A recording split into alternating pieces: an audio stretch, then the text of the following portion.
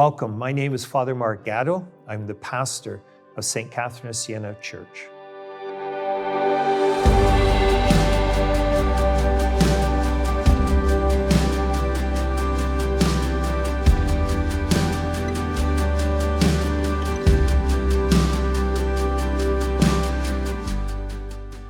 Today we will study the Pastoral Constitution of the Church in the modern world, Gaudium et Spes. The joys and the hopes, the griefs and the anxieties of the men of this age, especially those who are poor or in any way afflicted. These two are the joys and hopes, the griefs and anxieties of the followers of Christ.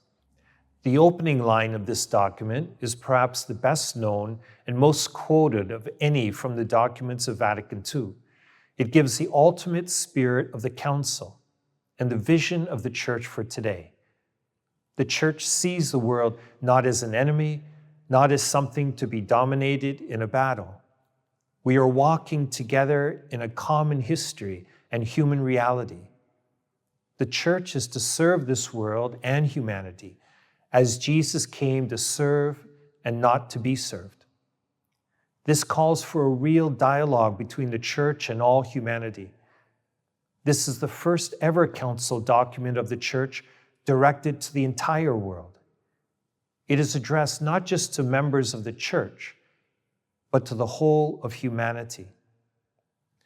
Gaudium et Spes follows in the footsteps of the Catholic social encyclicals, beginning with Pope Leo XIII, which were an important impetus for the social teaching in this document.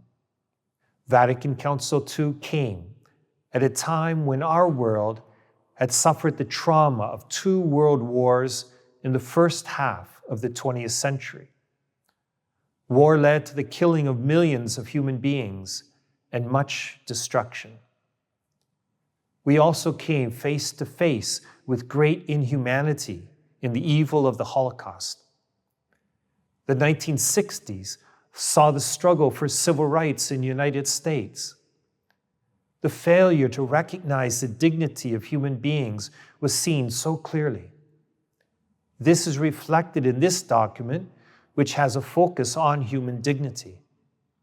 The world at the time of the Council was faced with the Cold War, the Cuban Missile Crisis, and the new threat of nuclear catastrophe. The influence of this situation is found in this document, which reflects on the reality of war and struggle for peace. Media and communication was allowing humanity to see ourselves more and more as one human family, interconnected. Whereas the earlier documents of the Council were dealing with the Church in itself, in this final document of the Council, the Church was expressing its mission and call in the world today. The Church is not to be closed in on itself. The biblical image used was Christ as light of the nations, and the Church's mission to bring the light of Christ to all nations. In order to carry out this mission, the Church had the duty of scrutinizing the signs of the times and of interpreting them in the light of the gospel. This includes reflecting on the enormous changes in our world, in particular, the enormous technological changes that have brought both good and bad. Great wealth and abject poverty, great freedom and psychological slavery. The focus on human dignity guides the Church's reflection and dialogue with the world. Human dignity is the foundation of the Catholic social vision. Chapter 1 of Gaudium et Spes offers an in-depth reflection on the dignity of the human person. Human beings created in God's image, free, intelligent, and social beings, including the freedom to follow one's conscience, which, when properly formed, reveals the will of God. This human dignity is deepened when seen in the light of Jesus, who is the model of humanity. Only in the mystery of the incarnate Word does the mystery of man take on light. The Church is pointing to Jesus as the model and guide of full human dignity.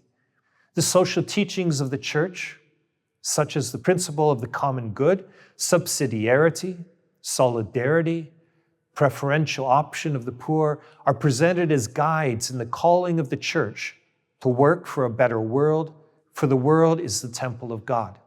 Atheism was a concern of the Council since it is seen as a hindrance to full human liberation.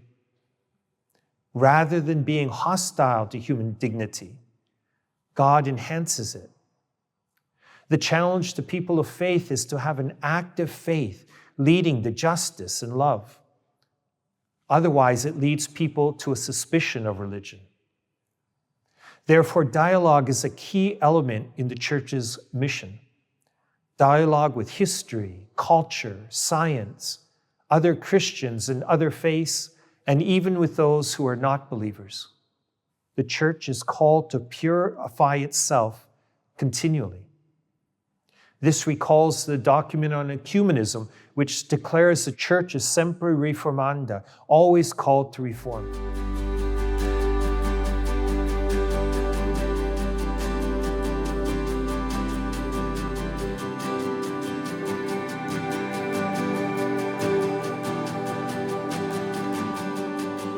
What the Church says in this document about the dignity of the human person, about the human community, and the profound meaning of human activity is the foundation for understanding the relationship between the Church and the world, and the basis for dialogue between them.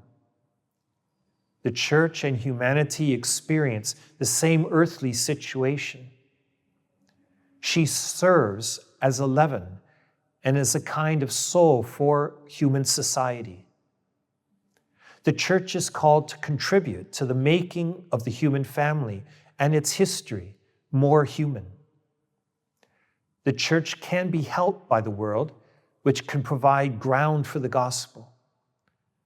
The document reflects on how the Church strives to help individuals, how the Church strives to help society, and the help the Church strives to give to human activity through Christians.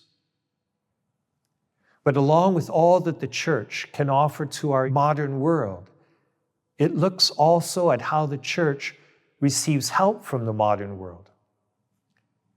Ultimately, the intention of the Church is that God's kingdom may come and that the salvation of the whole human race may come to pass. This relationship between Church and world requires special help, especially in these times when things are changing so rapidly. With the help of the Holy Spirit, it is the task of the entire people of God, especially pastors and theologians, to hear, distinguish, and interpret the many voices of our age, and to judge them in the light of the divine word. The important role of the Holy Spirit inspiring the Church is expressed here. Having dealt with the dignity of the human person in part 1 of this document, the Council then went on to look at a number of particularly urgent needs, characterizing the present age. Needs that get to the very roots of the human race. The Council wanted to direct everyone's attention to these needs, considering them in the light of the gospel and of human experience. It concentrated on the following issues: marriage and the family, human culture, life in its economic, social, and political dimensions, the bonds between the family of nations, and peace. Beginning with marriage and family life, it sees families as the foundation of society. Marriage is for procreation and education of children, as well as for communion of life. It speaks of the family as a kind of school of deeper humanity. Various harms to marriage and family life are highlighted. Issues of culture, economics, and politics are also addressed, It highlights the need for international community and global solidarity as one human family. The document concludes with a strong word about war, the fostering of peace and promotion of a community of nations. It offers a vision of what is true peace is and calls for the avoidance of war. It promotes international organizations and cooperation at the international level. The unique hazard of modern warfare demands a call to reject war as an option. This final document of the Council highlights a change for the Church moving forward. In the years before the Council, there was a growing cleavage between the Church and world. The Church at times was trying to defend its former position of dominance or to recover it. The result was a posture of hostility toward the world. The Church was seen by many as outmoded. The Church now sees much good in human achievements and human progress, while not overlooking the dangers and errors. The Church sees itself as being in solidarity with the world and sent into the world for the service of humanity. In Gaudium et Spes, we see some of the questions and challenges that the Church is still facing today. How to deal with change, how to deal with the implications of a truly world church. What is the style in which the Church conducts its mission? 60 years later, we continue to be challenged by these issues for the Church in our world today.